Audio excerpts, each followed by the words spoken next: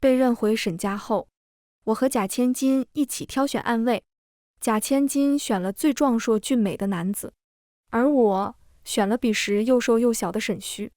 3年后，沈虚长成了让人侧目的模样，所有人都说我会演石珠。直到沈虚为我去采灵芝，他空手而归。翌日，我在贾千金的狗食盆里看到了一株灵芝。大家好，欢迎收看达达听书。我愣了愣，沈明珠笑道：“妹妹不要误会，这只是普通的蘑菇，也许真是我看走眼了。”我正要松一口气，却听他又道：“小乖最近肠胃不好，阿虚去为妹妹采灵芝，我便让他顺手采了点蘑菇回来。”沈虚从未和我说过这事。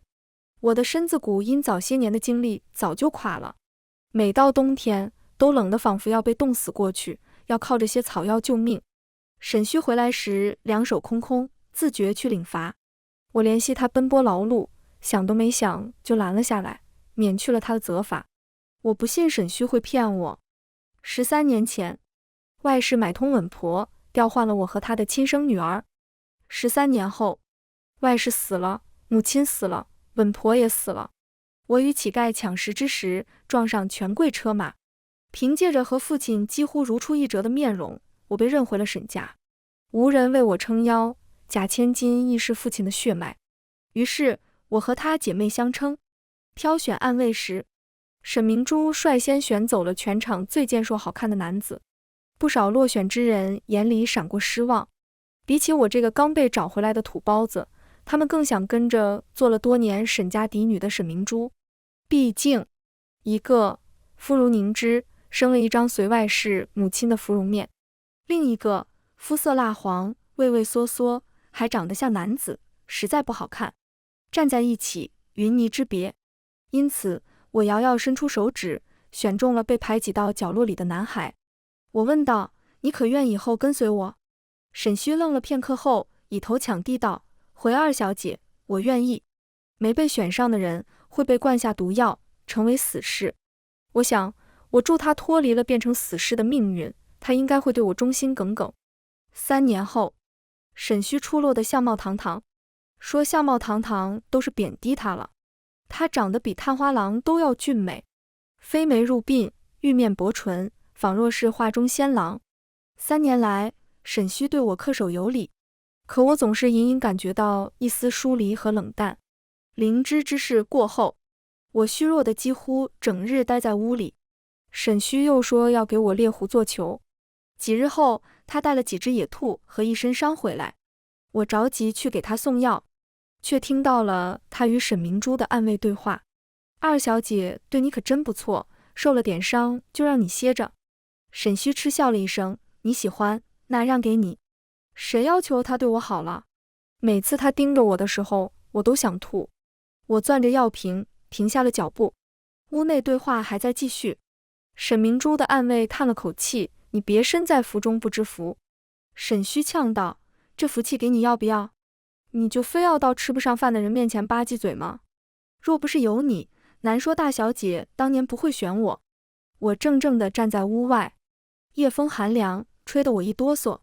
几日后，我与沈明珠一道去上香。她穿了一身白狐裘，那粉雕玉琢的小脸埋在狐毛里，热得有些发红。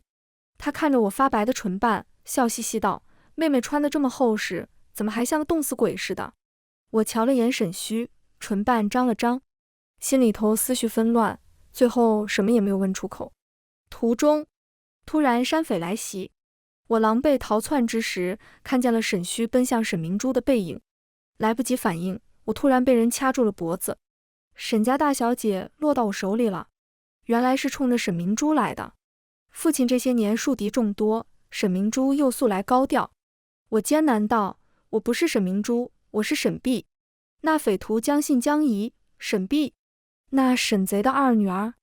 我看到沈虚将沈明珠偷偷塞进草丛里，又朝我跑来，我心里生出一股希望。可下一刻，却听他道：“放开大小姐。”我瞪大了眼睛，不可置信地看向沈虚。3日后，我被救回。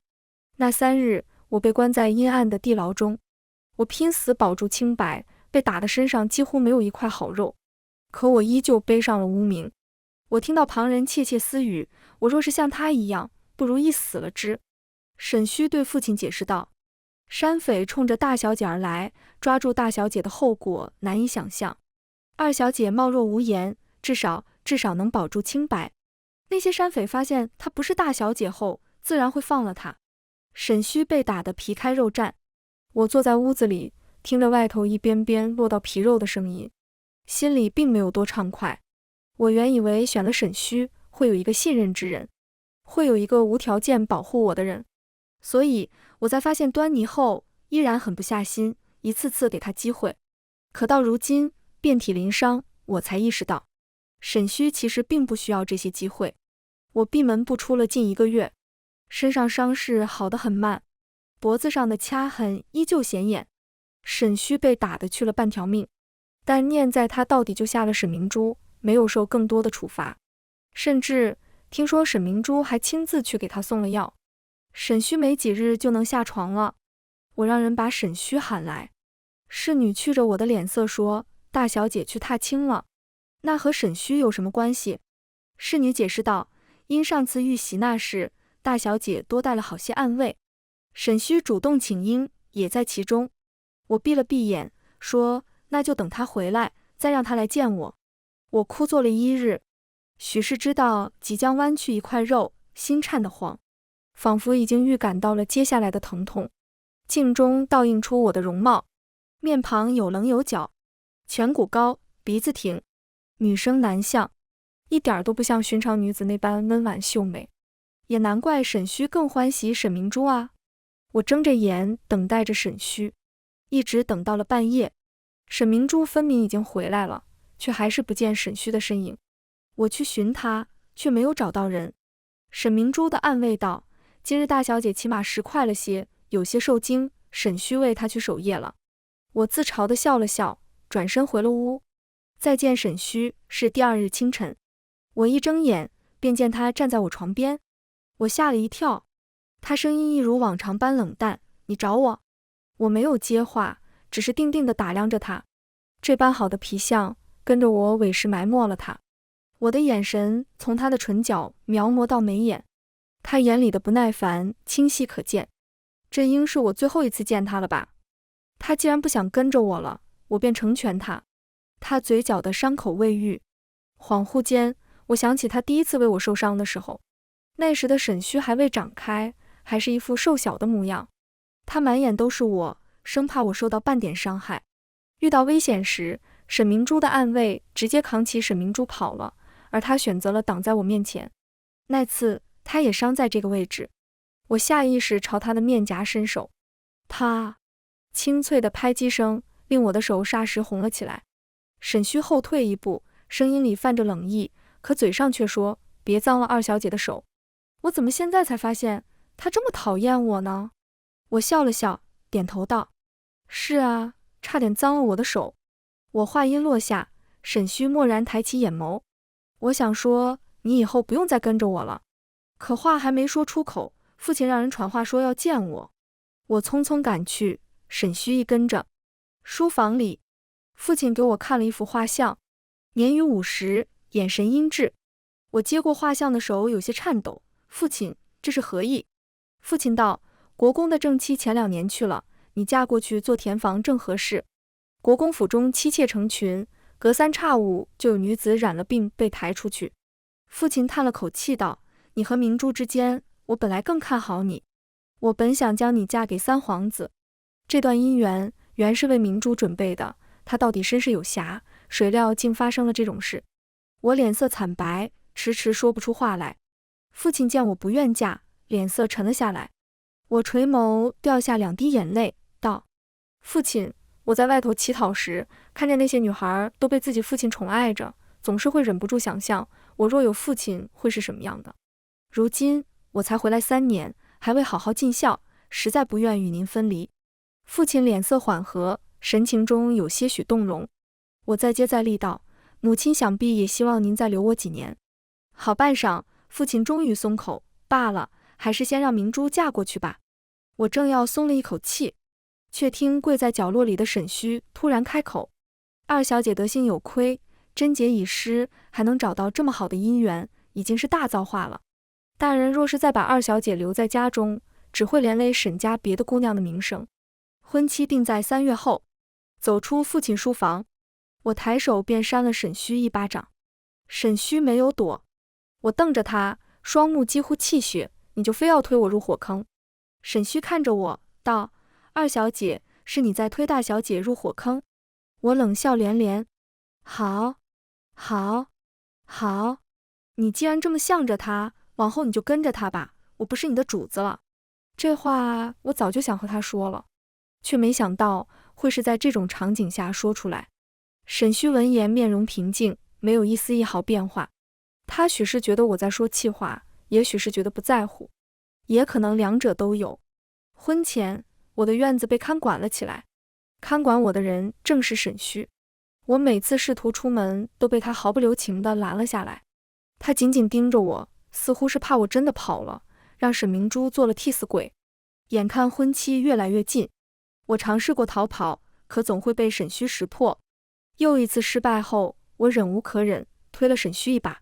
沈须抿了抿唇道：“二小姐，婚姻大事乃父母之命，国公府是寻常女子都嫁不进去的地方。”我打断他的话道：“真这么好，为何不让沈明珠嫁？大小姐性子娇气，而且她不喜欢国公爷，不适合嫁去国公府。”我懒得再听，转身回房，只留下最后一句话：“沈须，我真后悔当年选了你。”沈须眼眸一颤，有些怔愣地望着我的背影。后来那几日，我安安静静地绣着嫁衣，一副认命了的样子。沈须破天荒地主动来找我，隔着一扇门，他道：“二小姐不必担心，我会陪着你一起去国公府的。”我没有应声，我和他无话可说。沈须没得到回应，站了很久才离开。直到成亲前夜，时隔多日，我和沈须说了第一句话。我穿着红嫁衣，提着酒壶，朝沈须笑道：“明日我就要嫁人了，陪我喝一杯吧。”沈须站在门口，他的瞳孔中倒映着我一身红衣。他微微怔中，有些踌躇。我故作失落：“你连一杯酒都不愿和我喝吗？”沈须啊，我不信你这么多年，没有看出过我对你的心思。沈须最终走了进来。深宅内，沈须醉倒在桌上，晨曦微光。沈须慌忙醒来，女子盖着红盖头，在沈须的注视下被送上了花轿。她不小心踩到了裙摆，沈须连忙上前扶住她。沈须忍不住低声宽慰道：“莫怕，我会一直陪着你。”她不知红盖头下已然换了人，被买通的侍女一言不发。真正的沈弼已坐上了南下的船。江南多雨，朦朦胧胧，我很快就在这里安了家。我本来就不是什么千金大小姐，沈明珠的母亲将我换去后，直接把我丢了，是一个老乞丐捡了我。他说他本来也不想养我，他又不是什么富家老爷，没钱再养的孩子。可偏偏来了一群畜生，有人在脱裤子，有人在生火。他趁着那些人不注意，抱起我就跑了。他带我喝过羊奶，喝过狗奶，还喝过猪奶。我活了下来，长成了一个大头娃娃，一副干柴一样的身子，偏偏没有死，像野草，像虫子。老乞丐死了，我又成了没家的老鼠。但老鼠在哪里都能活下去。我背着老乞丐留下的草席，在哪里都能卷一卷躺下。在富贵窝里还要怕被拍死，到了乡野，天大地大，如鱼得水。富贵锦衣一脱，谁也看不出来我以前做过什么世家小姐。我扮作男子，几乎天衣无缝。我很快就在当地一富户家找到了一份活。这家老爷常年不在家，后宅里只有一位貌美夫人，据说无名无分，深居简出，院中所用之物无不奢侈，想来是某位权贵在此金屋藏娇。貌美夫人日日愁眉苦脸，弹着相思之曲，不知道是怎样的男子令她如此思念，但这与我无关。我熟练地混在男人堆里，压着嗓子说话，大摇大摆地走路，这些都是以前老乞丐教我的。日子平淡中带着一点波折，偶然一次，我路过茶馆，听那说书的说起，京城出了件荒唐事，国公爷娶妻，娶到了个冒牌货，嫁过去的并非沈家二小姐沈碧，纸包不住火，东窗事发，国公爷发了大火，要求沈家再赔偿一个女儿过去。说书人道：欲知后事，且听下回分晓。我摇了摇头走了，我不想知道什么后事。天气渐渐转凉，我还在苦恼如何度过这个冬天。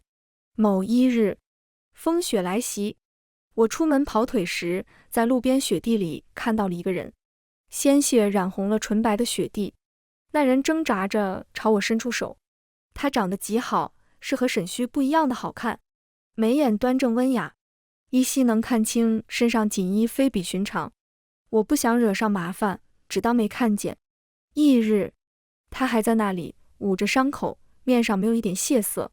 他的一条腿以一种奇异的角度弯着过去，似乎是被人硬生生掰断的。听到动静，他睫毛颤了颤，道：救我！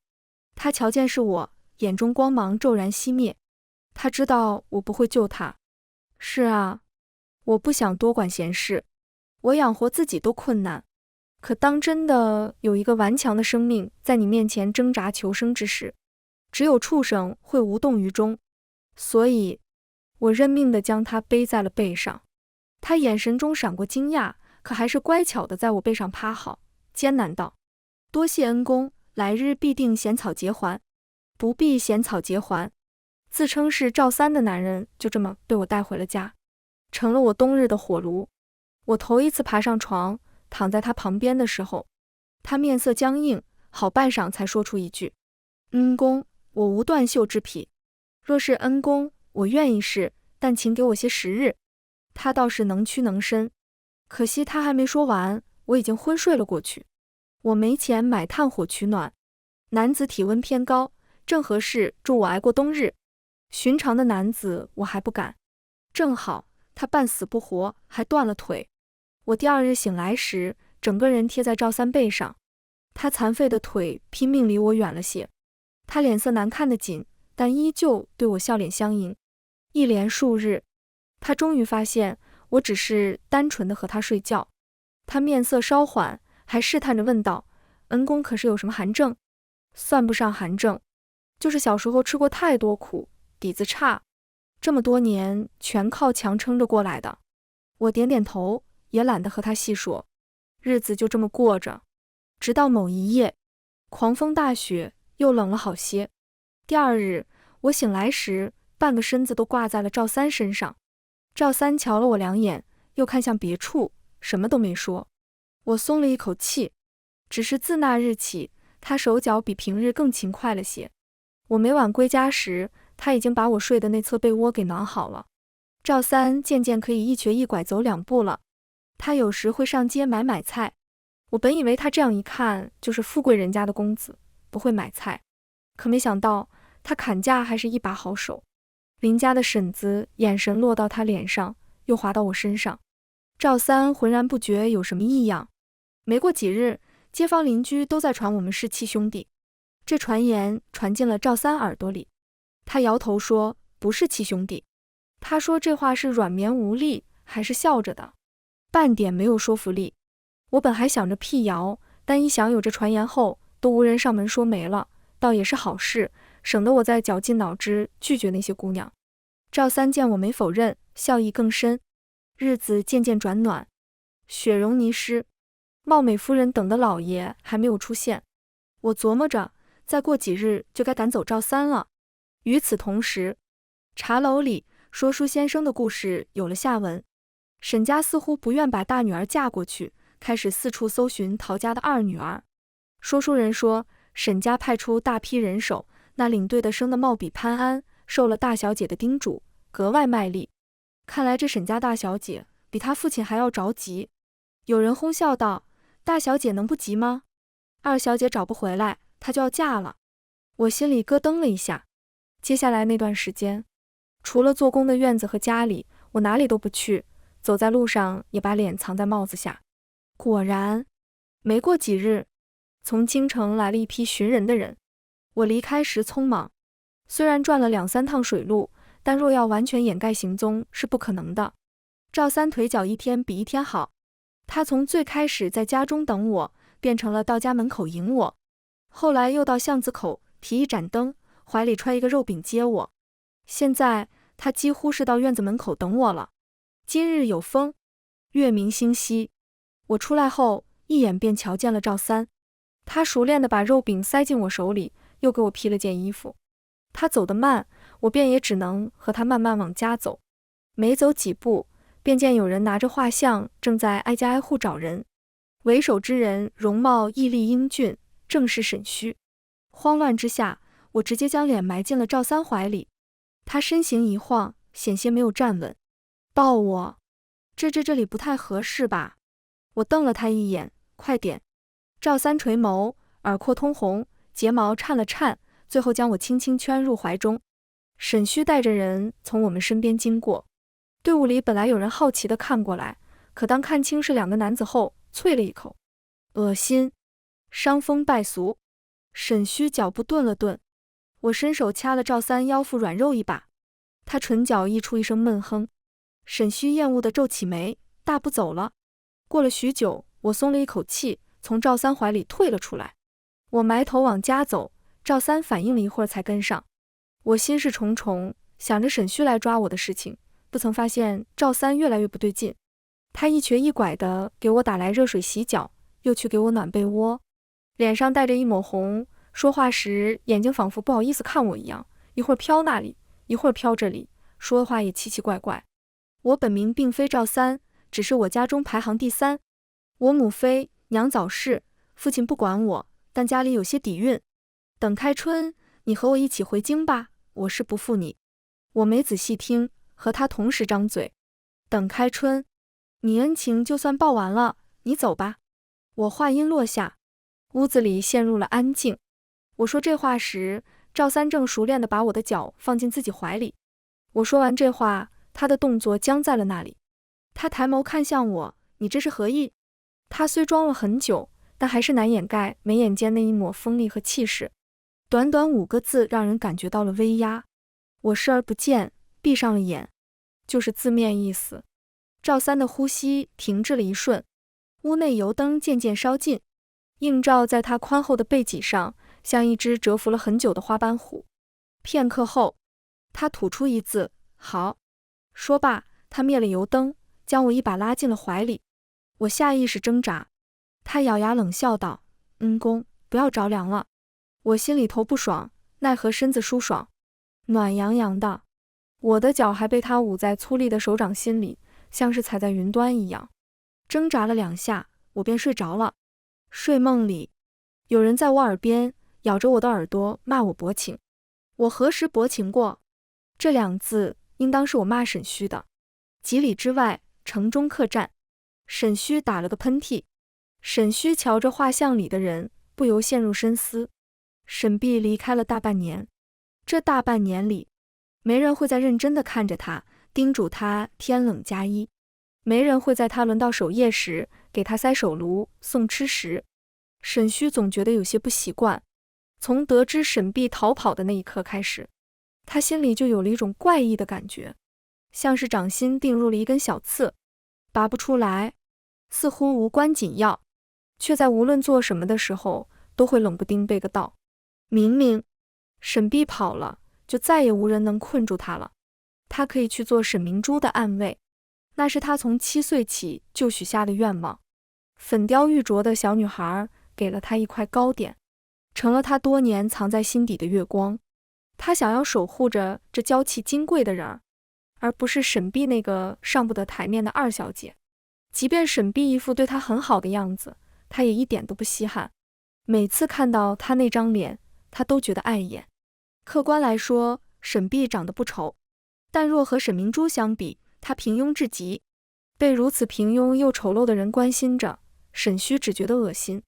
当沈碧新婚前夜对他说他对他另有心思时，他没有多惊讶，他早就知道，早就看出来了。不然沈碧为什么对他那么好？为什么对他嘘寒问暖，完全不像一个主子对下人那样？他应该感觉到恶心，可偏偏那一刻，除了恶心之外，另外一种难以形容的情绪充斥着他的心脏，有一丝得意，还有一丝窃喜。沈虚没来得及理清这些情绪，沈碧就出嫁了。他知道国公府是个火坑，这样的火坑，他绝不能让沈明珠跳下去。至于沈碧，被找回沈家前，她只是个乞丐，什么苦没吃过，能变成沈家二小姐，已经是她的大造化了。代替沈明珠被山匪抓住，代替沈明珠毁了名声，代替沈明珠嫁去国公府，都是她应该做的。谁让她的出现让沈明珠那么伤心难过？沈明珠本是沈家捧在手心上的唯一一颗明珠，得知沈碧的存在后，一向骄纵的大小姐红了眼眶。沈虚心疼得不像话，这些是沈碧应该受的。沈虚是这么告诉自己的，可听到沈碧说不要他时，他心里恍惚有些难受，只是错觉罢了。他会陪着沈碧嫁去国公府，他不会让她真的受什么苦。结果，风吹起红盖头，沈虚看到了一张陌生的脸，他呆愣在原地，仿佛有什么东西从指尖流逝。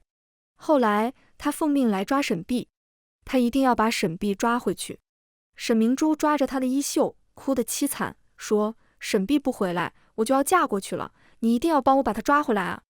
我才不愿意嫁给那个老头，他根本不配碰我一根手指头。让沈碧去做他的田房就好了，他这种低贱之人能嫁去国公府，已经被他占了大便宜了。沈虚郑重点头，他一定会抓到沈碧，一定会的。开春了，草长莺飞，赵三走了。走前，他给我留了自己的真名，梁颂安。赵是他母妃的姓氏，三是他在皇室的排行，三皇子梁颂安。听到时，我没有多惊讶，我早就看出他身份不凡，只是没想到会是位皇子。他走得毫不留恋，只留下一块玉佩，说往后可以凭借这块玉佩来京城找他。他离开后，我就把玉佩当了，发了笔横财。我买了炭火，又买了皮草，再也不用担心熬不过冬天了。我本以为再也不会与梁颂安有交集了，可隔三差五的就会遇到好心人，有给我送卖不完的烧饼的，有问完路给了一锭银子做报酬的，有在沈虚找来时为我转移注意力的。1月后，沈虚一无所获的离开，我依旧过着我的日子。貌美夫人还是没等来她的老爷，倒是等来了老爷的正房夫人。那位衣着华贵的夫人睥睨了他一眼，道：你等的人不会来了。貌美夫人不信，说他们约定好了，天长地久。再后来，我便要找新地方干活了，找来找去，没找到让我满意的。邻家婶子说，她有位妹夫在北方开了个绸缎庄，缺个识字的管事，工钱给得很高。我一听就心动了，连夜收拾好了行囊。可惜天公不作美，春雨连绵不绝，耽搁了我的行程。一个雨夜，有人敲响了柴门。他身形高大，宽肩展腰，脱下蓑衣后，便堂而皇之地走进了屋子里。他一步一步走得十分稳当，不急不缓，气度不凡。但细看，还是能看出他腿上的隐疾。烛火摇曳，梁颂安眉眼温润又深邃，他十分自来熟地撩起袖子，开始在灶头烧水。我看着他，摸不清他是来干什么的。没一会儿，洗脚水端到我面前，梁颂安才说了进来后的第一句话：试一试，烫不烫？我摇摇头，说不烫。一套流程走完，他坐在床沿等我。我退后2步，不想上前。梁颂安深呼吸了几次，似乎在压下怒气，可一开口，还是暴露了平复不下去的情绪。要不是下这一场雨，我是不是都找不到你了？还不等我回答，屋外突然传来动静。梁颂安豁然站起，将我挡在身后。乱箭刺来的时候，梁颂安把我一把推开，鲜血在我面前如花一样绽放。刺客被伏击之时，梁颂安吐出口血。梁颂安就这样来也匆匆，去也匆匆。他的侍卫说要带我一起走，我婉拒了。我住了一晚上客栈。第2日清晨，雨歇日出，我根据原定计划北上，并非我冷血，但梁颂安身边却是用不上我，带着我反而可能会引起麻烦。我很快适应了新的地方，日子越过越好。但不知为何，有时午夜梦回，我总是会梦到他。他在我的梦里来去自如，明明是春日，梦里却是严寒的冬天。我不得不缩在梁颂安怀里取暖。我说我买了炭火，用不着它了。可一转头，炭火就不见了。算了，反正梁颂安的怀抱也很暖和。温馨的梦做着做着就变了味道。春色无边，梁颂安仿佛不知疲倦一般，他夜夜都来，夜夜不停。春风过无痕，我脑袋里都是他一声声念着我的名字。沈碧，沈碧，沈碧。几日后，京城来信，书信里说梁颂安命危，一直没醒过来。大师说他是自己不愿醒来，要找人来唤醒他。试了好些人了，一个都不醒，也不知梦里有什么让他这么流连忘返。沈大人自荐，说可以让自己的女儿沈明珠嫁过来冲喜。皇帝和皇后应了这事，我背上了包裹，踏上了回京的返程，几乎是不眠不休的。我花费了3日回到了京城，故土故人都非我想念想见。本以为一辈子都不会回来了，好不容易躲过沈旭的抓捕，如今竟自个儿回来了。我来不及多想，去了三皇子府，府里已经挂上了红灯笼，一片喜字，张灯结彩，就等黄道吉日，成就大好良缘了。我看着床上苍白的人，心里痛了一下。在侍卫满怀期待的眼神中，我喊了他的名字，可惜梁颂安没有半点反应，依旧双眸紧闭。侍卫有些失望，但依旧坚定我就是那个能唤醒梁颂安的人。入夜，我趴在梁颂安床边睡着了。梦里，梁颂安穿得十分好看，气宇轩昂，他笑盈盈地朝我走来，熟稔的唇瓣就要覆盖下来。我阻止了他的动作，说：梁颂安，你在做梦，你该醒来了。一连3日这般，床上的梁颂安动了动手指，总算是有了些反应。可就在这个关头，沈明珠来了。她不知从哪里听说有女子进了三皇子府，摆起了未来三皇子妃的架势，气势汹汹地来了。她来时，我刚从三皇子府的小门走出来，竟然是你。还没反应过来，她直接伸手推了我，我趔趄了一下，差点摔倒。站稳后，我正要还手，可下一刻就被人抓住了手腕，是沈虚。沈虚看向我的眼神闪过惊喜，可他握着我的手腕依旧纹丝不动。他义正辞严道：二小姐，这门婚事是大小姐的，你为何在这里？大小姐的婚事是御赐的，你不能因一己私欲连累了整个沈家。沈明珠趁着他说话的功夫，再次抬起手，他一个巴掌落在我脸上，声音清脆。沈虚怔了怔，他想要松开我，却怕我气急，更要反击。沈明珠狞笑道：该回来的时候不回来，不该回来的时候你却回来了，都是你自找的。说着，他再次抬起手，眼看巴掌又要落到我脸上，沈虚突然挡在了我面前，于是沈明珠的巴掌落在了他的脸上。沈虚道：看在我的面子上，请大小姐息怒。沈明珠毫不留情面：狗奴才，这里哪有你说话的份？我可是三皇子妃，你哪来的面子和我说这话？沈虚呼吸一滞，他早知道心上人刁蛮，却从不曾料到自己会是他恶语相向的对象。沈明珠道：你以后就不必跟着我了，我不用你这种吃里扒外的奴才。沈虚一下子慌了：大小姐，我对你忠心耿耿。好，你这么忠心，就给我把沈碧这件人给我抓牢，我今天非给他点颜色瞧瞧，害我差点嫁去国公府，看我不弄死他。沈虚看了我一眼，眼神中的挣扎清晰可见。我连忙后退了2步。没过多久，沈虚的眼神坚定了下来，他似乎下定了决心。他一把抓住了我的手腕。沈明珠脸上露出得意的笑容：干得好，沈碧，你看，连你的狗都听我的话。他话音未落，沈虚将我拉入了怀里。他对着沈明珠道：抱歉，大小姐，我做不到。二小姐就算做错了，她也是你的妹妹。说罢，沈虚又看向我，郑重道：二小姐，我带你回去。国公府的婚事，你不用怕，我绝对不会让你受到伤害的。你不愿意嫁，我就带你走。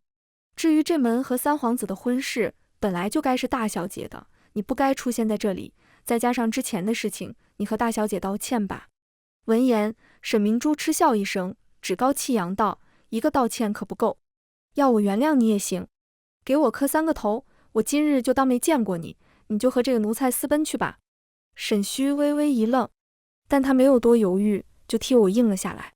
沈虚道：“二小姐，我知道你嫉妒大小姐能嫁给三皇子，但你一而再再而三的想要为难大小姐，于情于理，你都该和她道个歉。你只要磕个头，让大小姐原谅你，我就带你走。”说这话时，他眉眼深情，语气温柔，仿佛在做出什么承诺一样。乞讨时，我什么头没磕过，可我偏偏就不想磕沈明珠。沈虚脸上闪过不悦：“二小姐，你为我们的将来想想，只有大小姐原谅你了，我才能顺利带你走。大小姐将来还是三皇子妃，和他作对没有好下场。”他试图说服我，见我不为所动，沈虚放柔了声音：“沈弼，我已经知晓了你对我的感情，也明白了自己的感情，我愿意娶你，这不是你想要的吗？”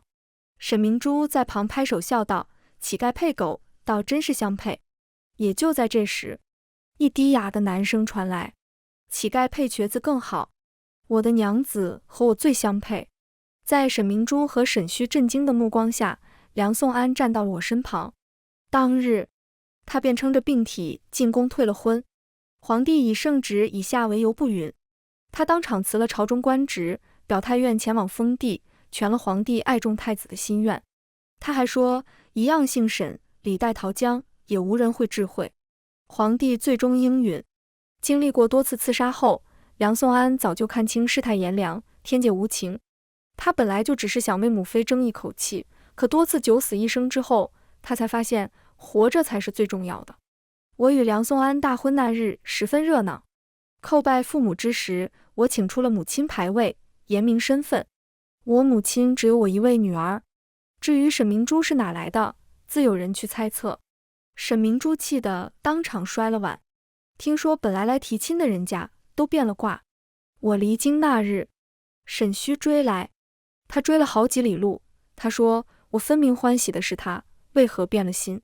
我只得告诉他，我从来没喜欢过他，我只是想要一个家人，一个能信任的人，就像老乞丐一样。逃婚时说的那些话是骗他的，从来就没有什么男女之情。沈虚听后从马上摔了下来，生死不知。我乘坐的马车并未停下，一路驶向远方。全文完，达达听书，感谢您的观看，每天上新精彩小说，喜欢就订阅吧。